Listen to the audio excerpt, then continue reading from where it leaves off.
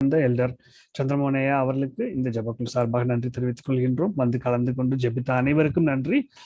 இவ்வேளையிலே நம் செய்திக்குள்ளாக கடந்து செல்லும். நமக்கு இன்றைக்கு செய்தி அளிக்க இருப்பவர் டேவிட் சம்பத்குமார். நமக்கு பலமுறை நமக்கு சத்தியங்களை வழங்கி இருக்கின்றார். நல்ல ஆழமான சத்தியமும் புதுமையான சத்தியமாக வழங்கி வருகின்றார். அதனால் இப்பொழுது சத்தியத்தை வழங்குவதற்காக அவர் அழைக்கின்றேன்.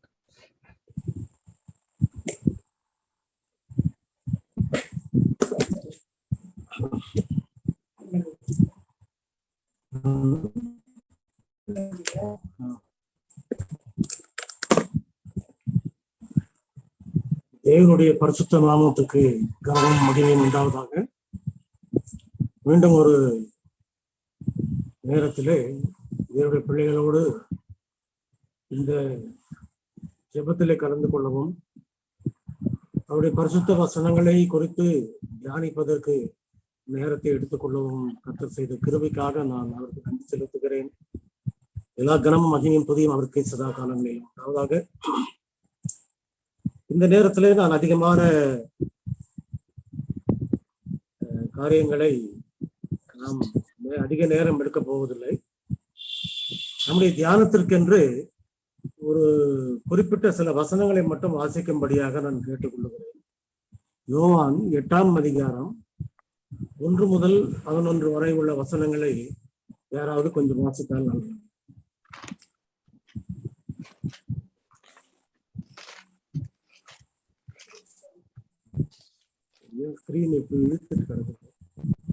இயேசு ஒலிவ மலைக்கு போனார். மறுநாள் காலையிலே அவர் திரும்பி தேவாலயத்திற்கு வந்தபோது ஜனங்கள் எல்லாரும் அவரிடத்தில் வந்தார்கள். அவர் உட்கார்ந்து அவர்களுக்கு உபதேசம் பண்ணினார். அப்பொழுது விபச்சாரத்திலே கண்டுபிடிக்கப்பட்ட ஒரு ஸ்திரீயை வேத பாரகரும் பரிசேயரும் அவரிடத்தில் கொண்டு வந்து அவளை நடுவே நிறுத்தி, போதகரே, இந்த ஸ்திரீ விபச்சாரத்தில் கையும் களவுமாய் பிடிக்கப்பட்டாள். இப்படிப்பட்டவர்களை கல்லறிந்து கொல்ல வேண்டும் என்று மோசே நியாய பிரமாணத்தில் நமக்கு கட்டளை இட்டிருக்கிறாரே, நீர் என்ன சொல்லுகிறீர் என்றார்கள். அவர் மேல் குற்றம் சுமத்துவதற்கான காரணம் உண்டாகும் பொருட்டு அவரை சோதிக்கும்படிக்கு இப்படி சொன்னார்கள். இயேசுவோ குனிந்து விரலினால் தரையிலே எழுதினார். அவர்கள் ஓயாமல் அவரை கேட்டு கொண்டிருக்கையில் அவர் நிமிர்ந்து பார்த்து, உங்களில் பாவம் இல்லாதவன் இவன் மேல் முதலாவது கல்லறிய கடவன் என்று சொல்லி அவர் மறுபடியும் குனிந்து தரையிலே எழுதினார். அவர்கள் அதை கேட்டு தங்கள் மனசாட்சியினால் கடிந்து கொள்ளப்பட்டு பெரியோர் முதல் சிறியோர் வரைக்கும் ஒவ்வொருவராய் போய்விட்டார்கள். இயேசு தரித்திருந்தார். அந்த ஸ்திரீ நடுவே நின்றாள்.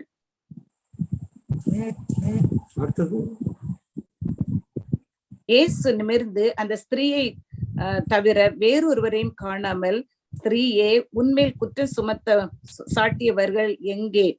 ஒருவனாயிலும் உன்னை ஆக்கினைக்குள்ளாக தீர்க்கவில்லையா என்றார். அதற்கு அவள், இல்லை ஆண்டவரே என்றாள். இயேசு அவளை நோக்கி, நானும் உன்னை ஆக்கினைக்குள்ளாக தீர்க்கிறதில்லை, நீ போ, இனி பாவம் செய்யாதே என்றார். இந்த வசனங்களை நம்ம பார்க்கும் பொழுது விபச்சாரத்துல ஒரு ஸ்திரீ கையும் மையமாக பிடிக்கப்பட்டு அவளை கல்லறியும்படி இந்த வேதபாரகரும் பரிசேயரும் அவளுக்கு பின்பாக ஓடி வருகிறார்கள். அந்த நேரத்தில் அந்த பெண் நேராக கிறிஸ்துவண்டை வந்து அவள் தனக்கு அடைக்கலம் கேட்கிறாள். அந்த ஸ்திரீயின் மீது கல்லெறியும் பொழுது அந்த ஸ்திரீ வேகமாக கிறிஸ்துவண்டை வருகிறாள் என்றால் அவளுடைய இருதயத்திலே தான் விபச்சாரம் தொடர்ந்து செய்ய வேண்டும் என்ற விருப்பம் அவளுக்கு கிடையாது. ஆகையினாலே அவள் என்ன செய்கிறாள்? கிறிஸ்துவண்டை வந்து தனக்கு பாதுகாப்பு கிடைக்க வேண்டும், அடுத்தது நாம் கிறிஸ்துவாலே ஒரு மனம் திரும்புதலையும் மன்னிப்பையும் பெற்றுக்கொள்ள வேண்டும். அதுதான் அவளுடைய ஒரு நோக்கம். இல்லாக்கட்டி வந்து எத்தனையோ பேர் வந்து அவளை கல்லெறியும் பொழுது ஒரு மற்ற மனுஷர் இடத்துல, ஒரு அதிகாரி இடத்துலயோ, இல்ல வந்து ஒரு இராணுவ சேவகர் இடத்துலயோ, இல்ல ராஜா கிட்டயோ எங்கேயாவது போயிருக்கலாம். ஆனா அவன் நேரா கிறிஸ்து கிட்ட வர்றான்னு சொன்னா கிறிஸ்து என்ன செய்வார் அப்படின்ற நம்பிக்கையில வர்றாங்க. அவர்கிட்ட இருந்து மன்னிப்பும் கிடைக்கும், அதே சமயத்துல தனக்கு ஒரு பாதுகாப்பும் கிடைக்கும் அப்படின்னா. இந்த நேரத்துல நாம என்ன பார்க்கிறோம், இந்த வேதபாரகர் பரிசேயர் அந்த விசார ஸ்திரீ தன்னுடைய அவர்களுக்கு பார்த்த பிறகு, பிடிக்கப்பட்ட பிறகு, அவருடைய நோக்கம் என்னன்னு சொன்னாக்க கிறிஸ்துவத்துல அவர் குற்றம் கண்டுபிடிக்கணும். ஆகியனால அவர் என்ன சொல்கிறார், மோசேயுடைய பிரமாணத்துல கல்லை இருந்து கொல்லும்படி சொல்லி இருக்கிறாரு, நீர் என்ன சொல்லுகிறீர்? அவர்கள் ஏன் அப்படிப்பட்ட கேள்வியை கேட்டார் என்று நாம் அந்த வசனத்தை நன்றாக படிக்கும் போது நமக்கே தெரியும்.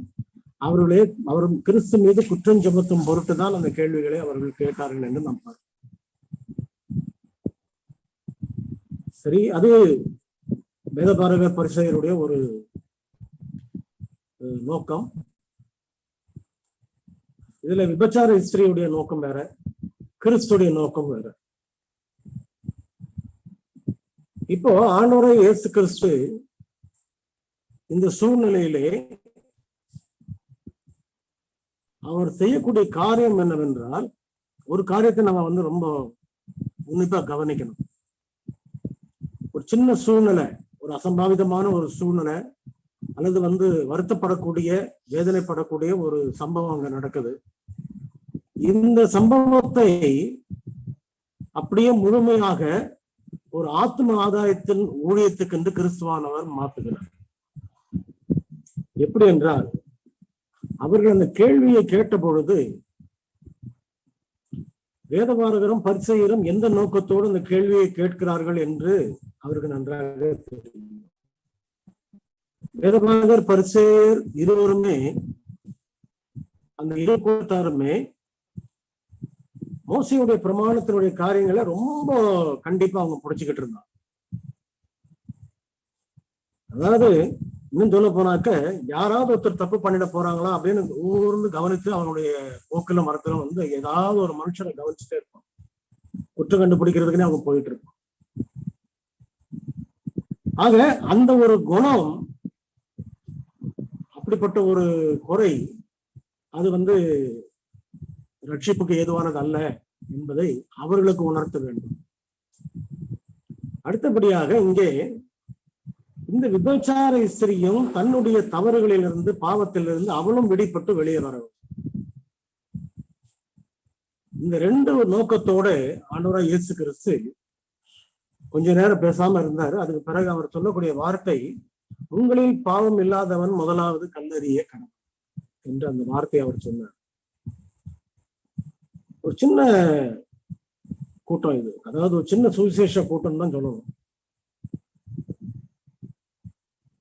அந்த வார்த்தையை சொன்ன மாத்திரத்துல அங்க இருக்கிற அந்த வேதபாரகர் பரிசேயர், வசனத்துல நமக்கு வந்து சிறியோர்களையும் சேர்த்து இருக்குது, பெரியோர் சிறியோர் எல்லாரையும் சேர்த்து இருக்குது. அப்போ இது ஒரு சிறு கூட்டமாக சிறியவர்களையும் கூட்டிக் கொண்டு அவங்க வந்தாங்க. இந்த மக்கள் அவருடைய நோக்கம் என்னன்னு சொன்னாக்க, மோசேயினுடைய பிரமாணத்தின்படி அவர்களை கல்ல இருந்து கொள்ள வேண்டும், அவ்வளவுதான் அவருடைய. ஆனால் கிறிஸ்துவானவர் என்ன செய்கிறார், அவருடைய தவறுகளை எடுத்து காண்பித்து, உங்களில் பாவம் இல்லாதவன் முதலாவது கல்லறையை கடவன் என்ற ஒரே வார்த்தை அவர் சொன்ன போது, அவர்கள் எல்லாரும் தங்கள் கற்களை கீழே போட்டுவிட்டு ஒவ்வொருத்தராக போய்விட்டார்கள். சிறுவர்களையும் காணோம், பெரியவர்களையும் காணோம், யாருமே. வசனம் என்ன சொல்லுது, அவர்கள் மனசாட்சியிலே கடிந்து கொள்ளப்பட்டவர்களாக திரும்பி போனார்கள் என்று சொல்லப்பட்டது. மனசாட்சியிலே கடிந்து கொள்ளப்பட்டார்கள் என்று சொல்லும் பொழுது, எல்லா கெட்டவர்களுக்கும் நல்லவர்களுக்கும் தான் மனசாட்சின்னு ஒண்ணு இருக்கும். அந்த மனசாட்சியினுடைய வேகத்தையும், இந்த மனசாட்சியினுடைய ஒரு உத்வேகத்தையும் தூண்டி விடுறதுதான் சுவிசேஷ வேலையினுடைய ஒரு நோக்கம், ஒரு பிரசங்கத்தினுடைய நோக்கம். அதுதான் இங்க கிறிஸ்துவானவர் செய்யறார். அவர் சொன்ன ஒரே ஒரு வார்த்தை, ஒரு நீண்ட பிரசங்கமோ ஒரு பெரிய பைபிள் ஸ்டடியோ எதுவுமே அவர் கொடுக்கல. 2 வார்த்தை, 2-3 வார்த்தை தான் அவர் சொன்னார். உங்களில் பாவம் இல்லாதவன் முதலாவது கல்லெறியக்காரன். அவ்வளவுதான் முடிஞ்சிருச்சு. இந்த ஒரு வார்த்தையே, ஒரு வாக்கியமே அங்கிருந்த அந்த வேதபாரகர் பரிசேயர் எல்லாருடைய இருதயத்தையும் ஊடுருவ குத்தி போச்சுன்னு பார்க்கணும். அதுதான் தேவனுடைய வசனத்தினுடைய வல்லமை, சத்தியத்தினுடைய ஒரு வல்லமை. இந்த வார்த்தையை அவர்கள் கிறிஸ்துவானவர் சொன்ன பிறகு ஒவ்வொருவராக தங்களுடைய கற்களை கீழே போட்டுட்டு அவங்க போயிட்டாங்க. ஆண்டவராய் இயேசு கிறிஸ்து நிமிர்ந்து பார்த்தாரு, அங்க யாருமே காணோம். அந்த பெண் மட்டும் அங்கேயே நிற்கிறார். அப்ப அந்த பெண்ணை பார்த்து கேட்கிறாரு, எல்லாரும் வந்தாங்களே உன்னை கல்லெறியும்படி, அவங்க எல்லாம் எங்க போயிட்டாங்களா? ஆமா, யாருமே இல்லை ஆண்டவர். அப்படின்னு சொன்னா, நானும் உன்னை ஆக்கணைக்குள்ளாக தீர்க்கிறது இல்லை, நீ இனிமேல் என்ன செய்யாதே, பாவம் செய்யாது. இந்த தினத்திலே நான் கொடுத்த அந்த தலைப்பிலேயே நீங்கள் புரிந்து கொண்டிருக்கலாம். மனம் திரும்புதலும் பாவம் மன்னிப்பும், ரெண்டு அனுபவமும் தேவனுடைய பிள்ளைகள் கடந்து வந்தால்தான் அவர்கள் தேவனுடைய சபைக்குள்ளும் அவருடைய ஐக்கியத்துக்குள்ளும் அவருடைய கிருபையின் கீழும் நம்ம வர முடியும். ஆகையனால நம்ம என்ன பார்க்கிறோம் என்றால், இங்கே கிறிஸ்துவானவர் சொன்ன ஒரு வார்த்தை, அந்த விபச்சார ஸ்திரீ பாவம் செஞ்சிட்டார். அவர் செய்தது விபச்சார பாவம். அது பெரிய ஒரு தேவனுடைய கற்பனைகளை மீறின ஒரு பாவம். அந்த பாவத்தை அவள் செய்திருக்கிறாள் என்றால், அந்த பாவம் அவளுக்கு எங்க இருந்து வந்துச்சு? அதாவது நம்ம பார்க்க போனாக்க, இந்த விபச்சாரத்தினுடைய பாவமும் சரி, இல்ல இதுக்கு முன்னால காயின் செய்த கொலையின் பாவமும் சரி, இல்ல அதுக்கு முன்னால ஆதாம் ஏவாள் செய்த பாவமும் சரி, இன்னும் அநேக மக்கள், தேவனுடைய சபையை சேர்ந்தவர்கள், அந்த இஸ்ரவேல் மக்கள் மத்தியிலே அநேகர் பலவிதமான பாவங்களை அவர்கள் செய்தனர். ராஜாக்களுடைய காலங்களை பார்க்கும்போது அவர்கள் கொடியத்தனமான பயங்கரமான பாவங்களை அவர்கள் ஒவ்வொரு ராஜாக்கள் செய்தார்கள். அப்படியானால் அது போன்ற ஒரு பாவத்தை இவளும் செய்திருக்கிறாள் என்றால், இவள் அந்த பாவத்தில் விழுந்திருக்கிறாள். இப்போது நம்ம என்ன பார்க்கிறோம், இந்த ஸ்திரீ இந்த பாவத்திலிருந்து விடுபட வேண்டும் என்ற ஒரு நோக்கத்தினாலதான் யாரிடத்திலையும் போகாதபடிக்கு அவர் கிறிஸ்துகிட்ட வந்தார். அப்ப அவர் சொன்னாரு, இனி பாவம் செய்யாதே அப்படின்னு சொல்லி அனுப்புறாரு. நானும் ஒன்னும் ஆக்கினைக்குள்ளாக தீர்க்கிறதில்லை. ஏன் ஆக்கினைக்குள்ளாக தீர்க்கிறதில்லை? நீ எப்போ என்கிட்ட நேரம் என்னிடத்துல அடைக்கலாம் புகுந்தியோ, எப்போ நீ என்னிடத்துல மன்னிப்பு கேட்டியோ, எப்போ நீ மனம் திரும்பினியோ, இதுக்கு பிறகு நான் என்ன செய்ய போறதில்லை, உன்னுடைய பாவத்தை நான் மறந்துடுறேன், அதை தூக்கி நான் என்ன செய்யறேன், சமுத்திரத்தின் ஆழத்துல போட்டுடுறேன் அப்படின்ட்டு.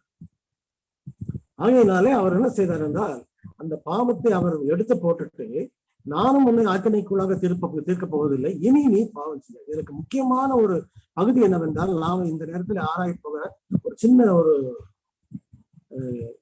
கருத்து என்னவென்றால், மனம் திரும்பும் போது நாம் என்ன செய்கிறோம் என்றால், ஏற்கனவே நாம் செய்த பாவங்களை எல்லாம் அறிக்கையிடும்.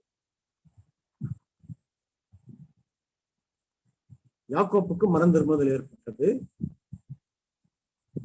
அவர் அந்த முழுவதும் அவர் போராடி கொண்டிருக்கும் போது அதுவரையிலும் அவர் செய்த காரியங்கள் எல்லாமே தேவனுக்கு பிரியமில்லாத காரியங்கள் என்று ஒன்று ஒன்றாக யோசித்து பார்த்து அவன் தன்னுடைய பாவங்களை அறிக்கையிடுகிறார். அப்படியானால் நம்முடைய வாழ்க்கையில கூட மனம் திரும்புதலின் அனுபவத்துக்குள்ள வரும் பொழுது, அதாவது ஞானஸ்தானம் எடுக்கும் பொழுது, கிறிஸ்துவுக்கு நம்மை ஒப்பு கொடுக்கும் பொழுது, நாம் என்ன செய்கிறோம் என்றால், பாவம் இதுவரைக்கும் செய்தோம், இனிமேல் என்னுடைய இருதயமானது வேற ஒரு நோக்கத்துல, வேற ஒரு திசையில அது திரும்பி போகும். என்னுடைய விருப்பங்கள், என்னுடைய ஆசைகள், என்னுடைய வாஞ்சைகள் எல்லாமே இனிமேல் பாவம் செய்யக்கூடாது என்ற ஒரு வைராக்கியத்துக்குள்ள வருது. இதுதான் மனம் திரும்புதல். அந்த மனம் திரும்பலன்னு சொன்னாக்க அதுல மெய்யான ஒரு மாற்றம் இல்லைன்னு அர்த்தம். ஆகையினால அவர் என்ன செய்கிறார் என்றால், இந்த மனம் திரும்புதலை தான் அவர் வலியுறுத்துகிறார். இனிமேல் பட்டு நீ என்ன செய்யாதே, பாவம் செய்யாதே. இதுல மிக முக்கியமான ஒரு காரியம் என்னவென்றால், அநேக கிறிஸ்தவருடைய வாழ்க்கையிலும் சரி, என்னுடைய வாழ்க்கையிலும் சரி, மற்ற எல்லாருடைய வாழ்க்கையிலும் சரி, கிறிஸ்துவுக்குள்ளாக நாம் விசுவாசித்து ஞானஸ்தானம் பெறும் பொழுது நம் மனம் திரும்புவதற்குள்ள வந்துடும்.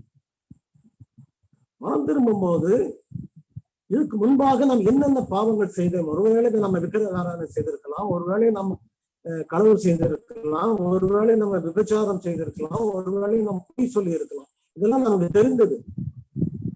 தெரிந்த அந்த காரியங்களை எல்லாவற்றையும் நாம யோசித்து பார்த்து யாக்கோப்பை போல ஒவ்வொன்றாக, முதல்ல நான் என் அண்ணனை ஏமாத்தினேன், என் தகப்பனை ஏமாத்தினேன், அப்புறம் என் தாய் மாமனை ஏமாத்தினேன் அப்படின்னு சொல்லி அவனை ஒண்ணு ஒண்ணா அறிக்கை.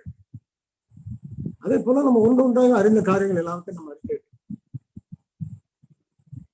ஆனாலும் அநேக சமயங்களிலே நாம் பாவம் திரும்பவும் செய்து விடுகிறோம். இங்க நம்ம ஆண்டவராகிய இயேசு கிறிஸ்து சொன்ன ஒரு வார்த்தை என்னவென்றால், அவள் எப்படிப்பட்ட பாவம் செய்திருந்தாள், என்ன பாவம் செய்தாள், எங்க விபச்சாரம் பண்ணா, எப்படி மாட்டினா, அவள் கட்டாயம் கல்லறியணுமா வேண்டாமா, அதெல்லாம் ஒண்ணுமே ஆண்டவர் கேட்கல. அவருடைய நியாயத்தீர்ப்பு ஒரே எளிமையான ஒரு நியாயத்தீர்ப்பு. என்ன நியாயத்தீர்ப்பு? அவள் மனம் திரும்பிட்டா, அவள் கிறிஸ்துவை ஏற்றுக்கொண்டாள், இனிமேல் பட்டு அவளுக்கு என்ன செய்யக்கூடாது, ஆக்கினை தீர்ப்பு கொடுக்கக்கூடாது. ஆகையினாலே நான் என்னுடைய பாவங்களை எல்லாம் விட்டுட்டேன், மறந்துட்டேன், நீ என்ன செய்ய, இனிமேல் பாவம் செய்யாது. அதான் அவர் சொல்லியாரு. ஆனால் நம்முடைய வாழ்க்கையிலும் சரி, அந்த பெண்ணுடைய வாழ்க்கையிலும் சரி, அவர் இனிமேல் பாவம் செய்யாதுன்னு சொல்லிவிட்டு அனுப்பின பிறகு அவர் எப்படி பாவம் செய்யாமல் இருக்க முடியும் அப்படின்ற காரியத்தை அவர் அவளுக்கு அதிகமாக விளக்கமாக சொல்லல. ஆனால் இனிமேல் பாவம் செய்யாதுன்ற வார்த்தையில எல்லா பெரிய சத்தியங்களும் அதில் அடங்கியிருக்கு. எப்படி பாவம் செய்யாம இருக்க முடியும்? ஒரு மனுஷன் மனம் திரும்பின பிறகு, கிறிஸ்துவை ஏற்றுக்கொண்ட பிறகு எப்படி அவன் பாவம் செய்யாமல் இருக்க முடியும்? அதுதான் மிக முக்கியமான ஒரு கேள்வி. இந்த இடத்துல நாம் என்ன பார்க்கிறோம் என்றால், ஒரு மனம் திரும்பின அனுபவத்திலே நமக்கு முன்பாக, நம்முடைய வாழ்க்கையிலே மனம் திரும்புவதற்கு முன்பாக இருந்த அனுபவங்கள், பிரச்சனைகள், பாவங்கள், குற்றங்கள், குறைகள் எல்லாவற்றையும் நம்ம நன்றாக அறிந்திருக்கிறோம். அவர்கள் எல்லாம் நம்ம என்ன செய்யறோம், ஒவ்வொன்றாக சொல்லி சொல்லி அறிக்கைகள். ஆனால் திரும்பவும் நம்ம பாவம் செய்யறோம்னு சொன்னாக்க ஏன் காரணம் என்ன அப்படின்னு நம்ம கொஞ்சம் யோசனை பண்ணி பார்த்தோம்னு சொன்னா, ஒரு உண்மையை நம்ம தெரிந்து கொள்ளும். பாவம் அல்லது பாவ அறிக்கைன்றது நாம் மனம் திரும்புவதற்கு முன்பாக இருக்கக்கூடிய செய்த பாவங்களை மட்டும் அறிக்கையிடுதல் என்பது பாவ அறிக்கை இல்லை. பாவ அறிக்கைன்றது என்ன? நாம இன்னும் நடைமுறைக்கு அல்லது செயல்படுத்தாத சில பாவங்களையும் நாம் அறிக்கையிடும். அது எப்படி தெரியும் நமக்கு? இந்த பாவம் செய்யாமல் இருக்கணும்னு சொன்னாக்க, இதை பற்றி தாவீது ராஜா என்ன சொல்லுகிறார் என்றால், மறைவான குற்றங்களுக்கு என்னை நீங்களாக்கும். சங்கீதம் 19:12 எடுத்தவர்கள் கொஞ்சம் தயவு செய்து வாசிங்க.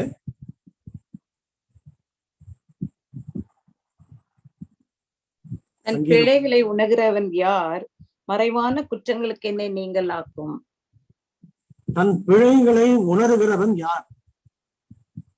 நம்முடைய பாவங்களை நம்மளால உணரவே முடியாது. உணரக்கூடிய தன்மையோ சக்தியோ எதுவுமே நம்ம இடத்துல கிடையாது. எல்லாரும் பாவம் செய்து தேவ மகிமையற்றவர்களா இருக்கு. ஆகையினாலே நம்முடைய பாவங்களை நாம உணர முடியாத போது யார் நமக்கு அந்த பாவத்தை உணர்த்துவது? அததான் தாவீது என்ன சொல்றாருனாக்க, மறைவான குற்றங்களுக்கு என்னை நீங்களாக்கும், தன் பிழைகளை உணர்கிறவன். மறைவான குற்றங்கள் உள்ள இருக்குது பாருங்க. அந்த மறைவான குற்றங்கள் உள்ள இருக்கிற வரைக்கும் நம்மளை அறியாமலேயே சில பாவங்களை செஞ்சுக்கிட்டு தான், சில தவறுகளை செஞ்சுக்கிட்டு தான் இருப்போம். ஆண்டவர் கூட சிலுவையில் அறையப்படும் போது அவர் ஒரு வார்த்தை சொன்னார், இவளை மன்னியும், இவர்கள் செய்கிறது இன்னதென்று அறியாமல் செய்கிறார்களே. அறியாமல் செய்து கொண்டிருக்கிறார்கள். தாங்கள் செய்வது பாவம் தெரியாது அந்த இஸ்ரவேல் ஜனங்களுக்கு, யூதர்களுக்கு. அவர்கள் அந்த நேரத்துல நினைச்சு கொண்டிருந்தது என்னன்னாக்க, சபையானது கிறிஸ்துவாலே பாழ்படுத்திக் கொண்டிருக்கிறது. ஆகையினால கிறிஸ்துவை கொன்று விட்டால், அழித்து விட்டால் முழு சபையும் காப்பாற்றப்படும். அது அவர்கள் செய்கிற ஊழியம் அவங்க நினைச்சிட்டு. சில சமயங்களில் நாம செய்யக்கூடிய நன்மைன்னு நம்ம நினைச்சிட்டு இருக்கிற காரியங்கள்ல எவ்வளவு தீமை உள்ள இருக்குதுன்றது நம்முடைய உணர்வுகளுக்கு தெரியாம, அந்த உணர்வு அவர்களுக்கு இல்லாம போனதுனாலதான் ஆண்டவர் என்ன பண்ணாரு அவர் சொல்லும் போது, இன்னைக்கு அந்த அறியாமல் செய்கிறார்கள். இதுக்கும் மேலாக வெளிப்படுத்தல நம்ம படிக்கும் பொழுது அந்த லவோதிக்கருக்கு அவர் ஆலோசனை கொடுக்கும்போது அவர் என்ன சொல்லுகிறார்? லவோதிக்கர்ன்றது நம்ம தான், நமக்கு நல்லா தெரியும். வெளிப்படுத்தல் தானியேல் படித்தவங்க எல்லாருக்குமே அது தெரியும். அப்போ அந்த லவோதிக்கருக்கு அவர் சொல்லும் பொழுது, நீ குருடனாயிருக்கிறாய், நிர்வாணியாயிருக்கிறாய், கருத்தரனாயிருக்கிறாய் அப்படின்னு சொல்லி இவைகளை எல்லாம் நீ அறியாமல் இருக்கிறாய் என்ற அன்கான்சியஸ், அந்த உணர்வு இல்லை அவனுக்கு அப்படின்ற. ஆக இந்த மறைந்து கிடக்கிற பாவங்கள், உள்ள கிடக்கிற பாவங்களை, புதைந்து கிடக்கிற பாவங்களை உணரணும் அப்படின்றதுதான் தேவனுடைய சித்தம், அவருடைய திட்டம். ஆக இந்த மறைவான குற்றங்கள் எல்லாமே உள்ள இருந்துகிட்டு சில சமயங்களில் என்ன செய்யுது, நம்மளே அறியாதபடிக்கு சில பாவங்கள். அப்படிதான் தாவீது பாவம் செஞ்சுட்டார். தாவீதுக்கு முன்னால இருந்த சந்ததிகளை பார்த்தீங்கன்னாக்க நிறைய பேர் விபச்சாரிகளா இருந்தாங்க. நிறைய பேர் இப்படிப்பட்ட ஒரு பாவத்தை செஞ்சிருக்கிறாங்க. அந்த பாவத்தினுடைய வம்சத்துல தாவீது வரும் பொழுது அந்த பலவீனம் அவரையும் ஒட்டிக்கிட்டு இருக்குது. ஆனால் அவருக்கு தெரியாது தனக்குள்ள இப்படிப்பட்ட ஒரு குறை இருக்குது. ஒரு சமயத்துல ஒரு சூழ்நிலையில வாய்ப்பு கிடைத்த போது அவரை நாம என்ன நினைக்கிறோம், சில சமயங்கள்ல நாம இந்த பாவத்தை செய்யல, நாம நல்லதான் இருக்கிறோம் அப்படின்னு தெரிந்த பாவங்களை மட்டும், நமக்கு ஏற்கனவே நாம் கண்டுபிடித்த பாவங்களை மட்டும் அறிக்கையிட்டு நம்ம விட்டுட்டு இருக்கோம். அது நல்லதுதான். ஆனால் சில பாவங்கள், இந்த மறைவான பாவங்கள் என்ன செய்கிறது என்றால், எப்போது தனக்கு வாய்ப்பு கிடைக்குமோ அப்பொழுது அந்த பாவத்தை அது செய்யும். அதுதான் அதுல இருக்கிற ஒரு பெரிய ஆபத்தான நிலைமை. அம்மையார் என்ன சொல்றாங்கன்னு சொன்னா, அநேகருடைய கிறிஸ்தவ வாழ்க்கையில தங்களுக்கு வாய்ப்பு கிடைத்தால் அந்த பாவத்தை அவர்கள் செய்து விடுவார்கள். அதுவரையிலும் அந்த பாவம் அவருடைய இருதயத்துக்குள்ளே புதைந்து இருக்கிறது என்று சொல்லுவோம். ஆக நாம் என்ன பார்க்கிறோம்னு சொன்னாக்க, இந்த மறைவான பாவங்கள், மறைவான குற்றங்களை வெளியே கொண்டு வரணும். எப்படி கொண்டு வர்றது? ஒரு மனுஷனுடைய வாழ்க்கையில பாவ அறிக்கை முழுமையா இருக்கணும். பாவ அறிக்கை முழுமையா இருந்தாதான் நம்ம தேவனுடைய ராஜ்யத்துக்குள்ள பிரவேசிக்க முடியும். அட்வந்த மக்களுக்கு ஒரு பெரிய சத்தியம் கொடுக்கப்பட்டிருக்குது, ஆசரிப்பு கூடாரத்தின் சத்தியம் என்று சொல்லப்படுறது. அந்த அடிப்படையில தான் நம்ம இந்த சபையினுடைய எழுப்பு ஆரம்பமே இருக்கிறது நமக்கு தெரியும். 2300 நாற்பகலும் ஆசரிப்பு கூடாரம். இந்த ஆசரிப்பு கூடாரத்தினுடைய ஒரு பாவ நிவாரண நாள்ல நடக்கக்கூடிய காரியங்கள் என்னவென்றால், அதை நாம இங்க நுட்ப நியாய விசாரணைன்னு சொல்லி நம்ம படிக்கிறோம். அதாவது பாவத்தினுடைய நுட்பம் மேலோட்டமா பார்க்காதபடி ஆண்டவர் சொன்னார் இல்லையா, நான் உங்களுக்கு சொல்லுகிறேன், விபச்சாரம் செய்யாதிருப்பாயாக என்று அறிந்திருக்கிறீர்கள். ஒரு ஸ்திரீ இச்சையோடு பார்க்கிற எவனமும் விபச்சாரம் செய்ததாயிற்று. ஆக பாவம்ன்றது நம்ம நினைக்கிற பிரகாரம் ஒரு பாவத்தை செய்த பிறகு வர்றது, அது ஏற்கனவே ஒரு கோல்டு வார் மாதிரி உள்ள புழுங்கிக்கிட்டே இருக்குது பாவியோடைய இருதயத்துல. அது நேரம் வரும் பொழுது அந்த பாவத்தை அவன் செய்து. ஆக பாவ அறிக்கைன்றது என்னன்னு சொன்னா, சிந்தனையிலும் பாவம் வராதபடிக்கு கிறிஸ்து இயேசுவுக்குள்ளாக எல்லா சிந்தைகளையும் எல்லாவற்றையும் கிறிஸ்து இயேசுவுக்குள்ளாக காத்துக்கொள்ள கடவுதுன்றார் இல்லைங்களா? அது இதுதான். உள்ள இருக்கிற பாவத்தை, மறைந்திருக்கிற பாவத்தை, சிந்தனையில புதைந்து இருக்கிற பாவத்தை வெளியே கொண்டாடணும். அப்படி கொண்டாட வைக்கிறதுக்காகத்தான் ஆண்டவர் என்ன பண்ணாருன்னு சொன்னா, யோவான்ல நமக்கு ஒரு உத்தரவாதம் கொடுத்தாரு. சத்திய ஆவியாகி அவர் வரும்பொழுது சகல சத்தியத்திலும் உங்களை நடத்துவார், பாவங்களை குறித்து கண்டித்து உணர்த்துவார். பாவங்களை குறித்து கண்டித்து உணர்த்துவார் சொல்லும் பொழுது எப்படி பாவங்களை கொடுத்து கண்டித்து உணர்த்துவார்? ஏற்கனவே செஞ்சு நீ தெரிஞ்ச பாவங்களை மட்டும் அப்படி கிடையாது, உன்னுடைய இருதயத்தின் ஆழத்துல இருக்கக்கூடிய பாவங்களை அவர் வெளியே கொண்டு வர. நம்ம இது வரைக்கும் பாவம் இல்லைன்னு நினைச்சுக்கிட்டு இருப்போம், ஆனா அதுதான் பாவம்னு ஆண்டவர் வெளியே கொண்டார்.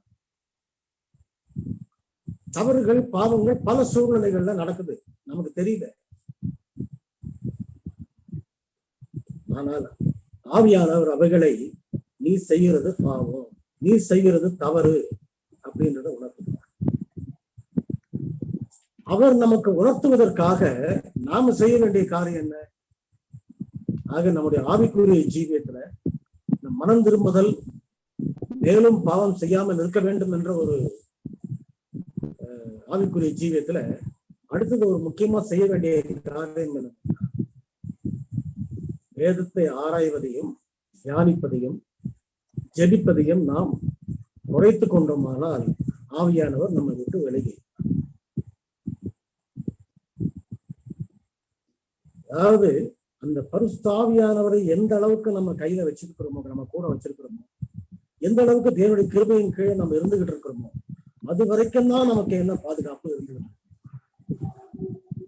நம்முடைய பாவங்கள் உணர்த்தப்படாமல் போய்விடுமானால், நம்முடைய ஆழமான இருதயத்தினுடைய உள் உணர்வுகள்ல இருக்கக்கூடிய பாவங்கள், சிந்தனையில உள்ள இருக்கக்கூடிய பாவங்கள், மாம்ச சிந்தை அப்படின்றார் இல்லையா, அப்படிப்பட்ட பாவங்கள் எல்லாவற்றையும் நாம் உணர்த்தப்படாமல் போவோம்.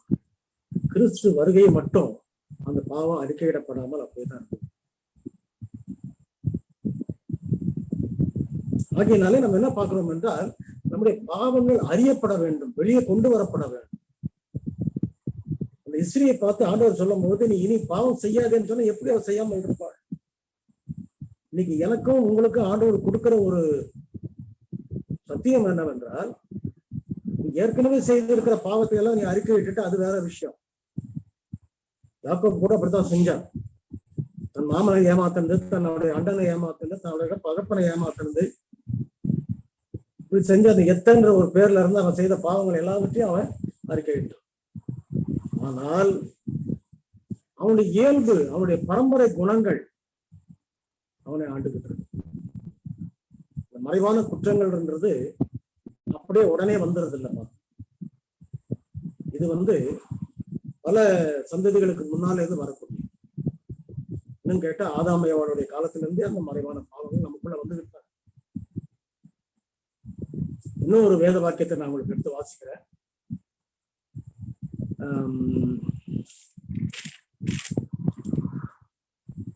அதாவது மத்தேயு 23ஆம் அதிகாரம் 34, 35 2 வசனங்களை மட்டும் வாசிங்க.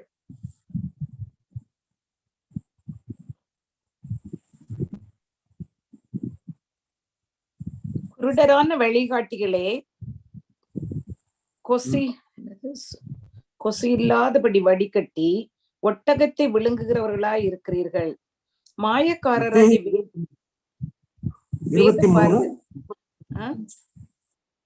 33 ஓகே. சர்ப்பங்களே, விரியன் பாம்பு குட்டிகளே, நரகாக்கினைக்கு எப்படி தப்பித்துக் கொள்ளுவீர்கள்? ஆகையால் இதோ தீர்க்கதரிசிகளையும் ஞானிகளையும் வேத பாரகரையும் உங்களிடத்தில் அனுப்புகிறேன். அவர்களில் சிலரை கொன்று சிலுவையில் அறைவீர்கள், சிலரை உங்கள் ஆலயங்களில் வாரினால் அடித்து ஊருக்கு ஊர் துன்பப்படுத்துவீர்கள். அடுத்த வசனம். நீதிமானாகிய ஆபேலின் இரத்தம் முதல் தேவாலயத்துக்கும் பலிபீடத்துக்கும் நடுவே நீங்கள் கொலை செய்த பரகியாவின் குமாரனாகிய சகரியாவின் இரத்தம் வரைக்கும் பூமியின் மேல் சிந்தப்பட்ட நீதிமான்களின் இரத்த பழியெல்லாம் உங்கள் மேல் வரும்படியாக இப்படி செய்வீர்கள். இந்த வசனம் நம்ம ரொம்ப ஆராய வேண்டிய மிக முக்கியமான ஒரு வசனம். அதாவது அவர் என்ன சொல்றாருன்னு சொன்னா, பூமியின் மேல் சிந்தப்பட்ட நீதிமான்களுடைய இரத்த பழி எல்லாம் உங்கள் மேல் வரும் பொருட்டு. நமக்கு என்ன நினைக்கிறோம், ஆபேலை கொலை பண்ணது கொன்றது காயின் அப்படின்னு நம்ம நினைக்கிறோம். ஆனால் ஆபேலுடைய இரத்த பழி யார் மேல இருக்குது?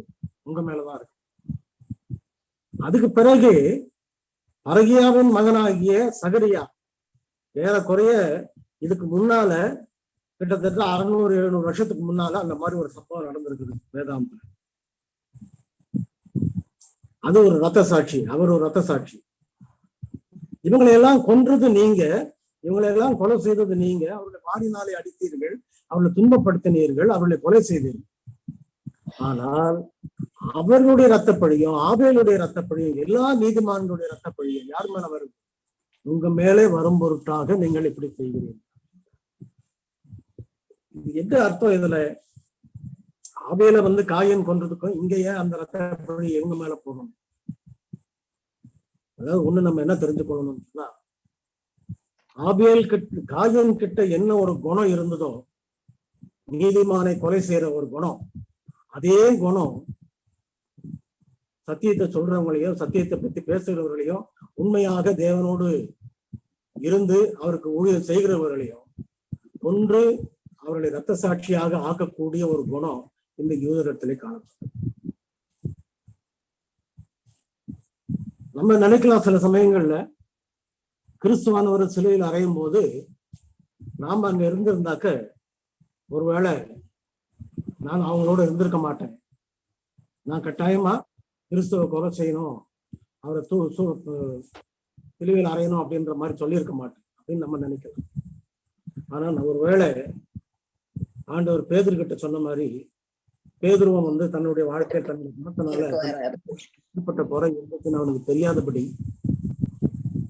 அவன் சொன்னா, நீர் எங்க போனாலும் பின்பற்றி வருவேன் அப்படின்னு சொல்லும் போது ஆண்டவர் அவர் மறுதளிப்பார், எப்ப எத்தனை தூரம் மறுதளிப்புன்றதை முன்கூட்டே சொன்னார். சில சமயங்கள்ல நாமளே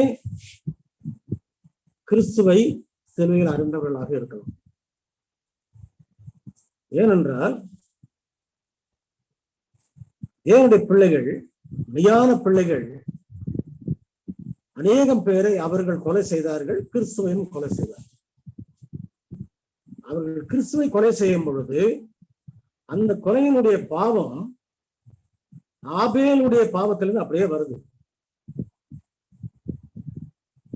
அப்போ இந்த பாவம் எங்க இருந்து வந்துச்சு? பரம்பரையா அந்த கொலை குற்றம், கொலை குணம் அவங்களுக்குள்ள வந்துருக்கு.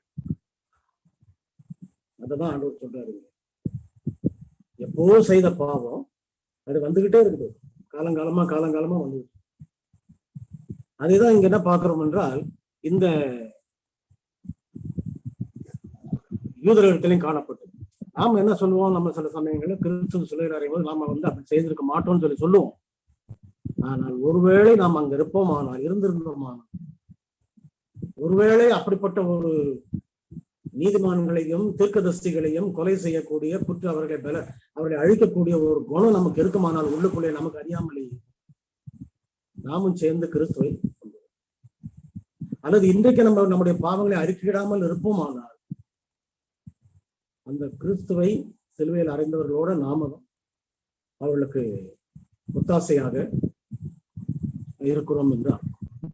ஆகவே தேவனுடைய பிள்ளைகள் ஒரு காரியத்தை நம்ம புரிந்து கொள்ளணும். பாவ அறிக்கை அப்படின்ற ஒரு சத்தியத்துல வேதாகமம் நமக்கு என்ன சொல்லுது, என்ன தெளிவா சொல்லுதுன்னா, முக்கியமாக அட்வந்த பிள்ளைகளுக்கு நமக்கு தெரிஞ்சிருக்கிற பாவங்கள், நான் இன்னைக்கு ஓய்வு ஆச்சரிக்கிறேன், அதுல தவறு செய்யல, சரியாதான் இருக்கிறேன், கற்பனை ஒழிஞ்சு போச்சுன்னு நான் சொல்லல, அது சரியாதான் இருக்கிறேன், காலையில கூட வேதாம ஒழுங்காதான் வாசித்தேன், ஜெபம் பண்ண வேண்டிய நேரத்துல பண்ணிட்டேன், அசம்பாகம் கொடுக்க வேண்டிய இடத்துல கொடுத்தேன், எல்லாமே எதுவுமே இல்லையா என்கிட்ட அப்படின்னு நம்ம நினைக்கலாம். ஆனால் மறைவான குற்றங்கள் நம்முடைய இருதயத்துல எங்கேயோ ஒரு மூலையில ஒளிஞ்சுக்கிட்டு,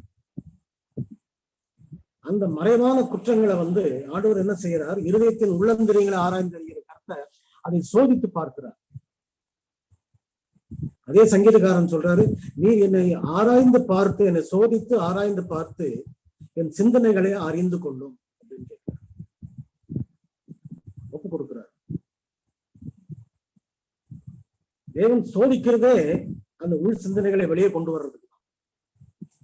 நம்ம கஷ்டப்படும் போதுதான் நம்முடைய உள்ள இருக்கக்கூடிய அந்த சிந்தனைகள் வெளியே வரும், உள்ள இருக்கக்கூடிய மறைவான பாவங்கள்லாம் வெளியே வரும். அது வரைக்கும் நம்ம அந்த பாவத்தை செஞ்சிருக்க மாட்டோம், ஆனா அன்னைக்கு செஞ்சிருவோம், இந்த நெருக்கடியான நேரத்துல செஞ்சிருவோம். அதுதான் தாவீதும் செஞ்சாரு. அதான் அநேக முற்பிதாக்களுடைய காலத்திலே நம்ம பார்த்தோம், அவர்களும் ஏற்பட்ட பாவத்தை தான் செய்தார். அதனால நம்முடைய பாவங்கள் நமக்கும் தேவனுக்கும் இடையே இருக்கக்கூடிய உறவை வந்து நம்ம சரியான நிலையில வச்சிருக்கோம். அந்த பாவத்தை அறிக்கையிடக்கூடிய விஷயத்துல நாம இதுவரைக்கும் நான் செஞ்ச பாவங்களை மட்டும் அறிக்கையிட்டு நான் வந்துட்டேன், நான் ஞானஸ்தானம் எடுக்கும் போது எல்லாம் விட்டுட்டேன், அது மட்டும் இல்லை. இனிமேல் நமக்கு வாய்ப்பு கிடைத்தால் நாம் செய்து விடுவோம் என்ற நிலையில் இருக்கக்கூடிய பாவங்கள், அநேக பாவங்கள் மறைவான பாவங்களாக நம்முடைய இருதயத்துல இருந்து கொண்டிருக்கும். அந்த பாவங்களையும் நாம் சேர்த்து அறிக்கையிடணும். அதுக்காக நம்ம ஆண்டவர்கிட்ட மன்றாடணும். தாவீது கேட்ட ஜெபத்துல வந்து அவர் ஒரு விண்ணப்பம் என்னன்னாக்க, மறைவான குற்றங்களுக்கு என்ன நீங்களாக்கி ரட்சியும். ஒரு கிறிஸ்தவனுக்கும் கிறிஸ்துவை ஏற்றுக்கொண்டவர்களுக்கும் ஞானஸ்தானம் எடுத்தவர்களுக்கும் கிறிஸ்துவை விசுவாசிக்கிறேன்னு சொல்றவங்களுக்கும் அல்லது விசுவாசத்தினால நீதிமான் ஆகிறேன் என்ற அந்த அனுபவத்துக்குள் வந்தவர்களுக்கும் முக்கியமாக இருக்க வேண்டிய ஒரு காரியம், மறைவான குற்றங்களிலிருந்து என்னை நீங்களாக்கி ரட்சி. தேவனுடைய பிள்ளைகள் அவர் வரும்பொழுது நாம் குற்றமற்றவர்களாக இருக்க வேண்டும் என்றால் நம்முடைய பாவ அறிக்கையிலே நாம் தெளிவாக இருக்கும். அதுவும் எல்லாவற்றிலும் தேவனுடைய பிள்ளைகளுக்கு இந்த கடைசி காலத்திலே அட்வென்ட் மக்களுக்கு, அந்த பாவ நிவாரண நாளில் இருக்கக்கூடிய மக்களுக்கு பரிசுத்த ஆவியானவர் பாவத்தை வந்து மேலாக காட்டல. விபச்சாரம்னாக்கா எப்படி, விபச்சாரம் செஞ்சாதான் விபச்சாரம் கிடையாது. இருதயத்துல இருக்குமானால், அந்த பார்வையில இருக்குமானால், அந்த இச்சையோடு நீ பார்த்தாயானால் அப்படின்னு கடைசியா ஒரே ஒரு விஷயத்தை சொல்லி நான் உங்களுக்கு முடித்துக் கொள்கிறேன். வேதாகமம் என்ன சொல்லுகிறது என்றால், மாம்ச சிந்தை தேவனுக்கு விரோதமான பகை அப்படின்னு. மாம்ச சிந்தை 10 கற்பனைகளை நம்ம மீறின பிறகுதான் பாவம் செய்யணும். அந்த சிந்தை நமக்குள்ள இருக்கும் போதே நம்ம பாவம் செஞ்சுக்கிறோம். ஆக அந்த பாவம், அந்த சிந்தை நமக்குள்ள இருக்குதா இல்லையான்றது என் கூட இருக்கிற சகோதரருக்கும் தெரியாது, வீட்டுல இருக்கிறவங்களுக்கும் தெரியாது, சபைக்கும் தெரியாது. அது தேவன் ஒருவருக்கு தான் தெரியும். ஏன்னா அவர் மட்டும்தான் வந்து இருதயத்தின் உள்ளந்தரியங்களை ஆராய்ந்து தெரிகிறது. அவருக்கு மட்டும் தான் தெரியும். ஆக அவர்கிட்ட கேட்கும் போது, நம்ம கேட்க போகும்போது, தாவீதுடைய அந்த ஜெபத்தை நம்ம ஏறெடுக்கும் போது அவர் என்ன சொல்றாரு, நான் அதை மாத்துறேன், நான் அதை எடுக்கிறேன். பரிசுத்தப்படுத்தக்கூடிய வேலையில் அவர் நம்மளை வந்து ஈடுபடுத்தார். அப்படி அவர் செய்யும் பொழுது ஒவ்வொரு நாளாக, ஒவ்வொரு நேரமாக நம்மை கொஞ்சம் கொஞ்சமாக நம்முடைய அறியாமையான பாவங்களை, நம்முடைய குற்றங்களை எல்லாவற்றையும் வெளியே கொண்டு வந்தாரை மன்னிப்பு கேட்கும்படி ஆண்டவர் செய்கிறார். யூதர்களுக்கு வந்து அந்த பாவங்கள் வெளியே வரல. அதே நிலைமையிலதான் வந்து அட்வென்ட் மக்களும் இருக்கிறாங்கன்னு சொல்லிட்டு வெளிப்படுத்தல நம்ம படிக்கிறோம். ஆக இதெல்லாம் நமக்கு இருக்குது, இவ்வளவு குறைகள் இருக்குது, ஆனா நமக்கு தெரியல. இது எப்படி தெரியும்? தாவீது செய்த அந்த ஒரு விண்ணப்பத்தையும், நம்முடைய அன்றாட ஜெபத்தையும், அன்றாட வேத வாசிப்பையும், ஒப்பு கொடுத்தலையும், மனத்தாழ்மையையும் நம்ம நடைமுறைக்கு கொண்டு வந்தால் ஒழிய இதெல்லாம் நம்ம இந்த மாற்றத்தை நம்ம காண முடியாது. அதனால தேவனுடைய பிள்ளைகள் இனி பாவம் செய்யாமல் இருக்கணும்னு சொன்னாங்க. ஒரே ஒரு காரியம், நம்முடைய பாவ அறிக்கையில இதுவரையிலும் நாம் செய்த பாவங்களுக்காக அறிக்கை எடுத்து மட்டுமல்ல, ஒருவேளை நாம் மறைவான குற்றங்களால இனிமேலும் பாவம் செய்து விடாதபடி எல்லாவற்றுக்குமாக சேர்த்து நாம் தேவனிடத்திலே நம்முடைய அன்றாட ஜெபங்களிலே நாம் போராடி ஆண்டவரிடத்திலிருந்து அந்த ஆவியானவருடைய வழிநடத்துதலை நாம் சில சமயங்களிலே அந்த ஆவியானவரை நாம் துக்கப்படுத்தி விடுவோம். துக்கப்படுத்தாதீங்கன்றாலும் துக்கப்படுத்தி விடுவோம். துக்கப்படுத்தும் போது அவர் நம்மளை விட்டு விலகி, ஆவியானவர் நம்மளை விட்டு விலகிட்டாருனாக்க நிச்சயமாகவே நிறைய பாவங்கள் வந்து உள்ள அப்படி தங்கிடும். கம்ப்யூட்டர்ல சில சமயத்துல வந்து ரீசைக்கிள் பில்ல நிறைய கிடக்கு பாருங்க, கிளீன் பண்ணாம, அந்த மாதிரி எல்லாம் உள்ள வந்து அது எல்லாவற்றையுமே என்ன செய்யணும், வெளியே கொண்டு வரணும். ஆவியானவர் உத்தரவு தான் அது முடியும். ஆவியானவரை நம்ம கூட வச்சு கொள்ளலாம்னு சொன்னாக்கா, நம்ம அவரை துக்கப்படுத்திட்டோம்னாக்கா, அவரை விலக்கி விட்டுட்டோம்னாக்கா அது நம்மளால முடியாது. அதனால தேவனுடைய பிள்ளைகள் கடைசி நாட்கள்ல பாவ அறிக்கையில நம்ம ஜாக்கிரதையா இருக்கும். ஆண்டவர் நமக்கு சொன்ன வார்த்தை, இதுவரைக்கும் நான் எப்படி பாவம் செய்தேன் அதெல்லாம் நீ உன்னை நாட்டினைக்கு தீர்க்க போறோம்.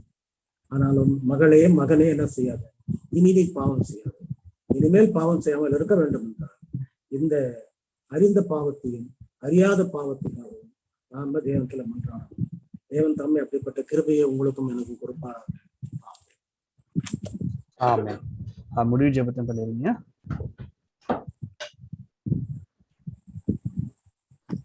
க்ளோசிங் ப்ரேயர் பண்ணிருங்க.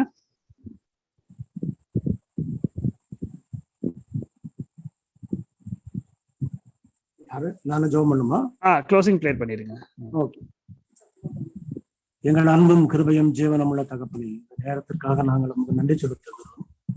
இந்த இரவு வேளையிலே உங்களுடைய பிள்ளைகள் எல்லாரும் ஒன்று கூடி உங்களுடைய சமூகத்தண்டை வந்து நாங்கள் நிற்கிறோம். நாங்கள் உண்மை அறிந்திருக்கிறோம் தகப்பனே, ஆனாலும் முழுமையாக நீர் எதிர்பார்க்கிற அந்த பூர்ண சற்குணத்துக்குள் இன்னும் நாங்கள் வரவில்லை என்று அதற்குரிய தகுதியை நீர் எங்களுக்கு தாரும். தொடர்ந்து உங்களுடைய பிள்ளைகளை பரிசு ஆவியினாலே நிரப்பும். சத்திய வசனங்களை நீர் அவர்களுக்கு அதிகமாக போஷித்து ஜீவ அப்பத்தை நீர் அவர்களுக்கு கொடுத்து அவர்கள் கிறிஸ்துவுக்குள்ளாக புஷ்டியும் பசுமையுமாய் இருக்க நீர் அவர்களுக்கு ஆறுதல் செய்ய வேண்டும். இதோ இந்த இரவு நேரத்தில் நம்முடைய பிள்ளைகள் அநேகர் வந்திருக்கிறார்.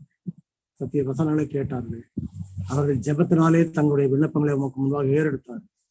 இந்த அருமையான ஆத்மாக்களுக்கு உங்களுடைய கிருபையை தொடர்ந்து இருக்க முடியாது. பூமியில் உள்ள ஒருவராகிலும் ரட்சிப்பு இழக்க வேண்டும் என்பது உங்களுடைய சுத்தம் இல்லை என்பது. ஆகவே எல்லா பிள்ளைகளையும் உடைய கரங்களில் ஒப்புவிக்கும். கேட்ட மக்கள் அனைவரையும் உடைய கரங்களில் ஒப்புவிக்கும்.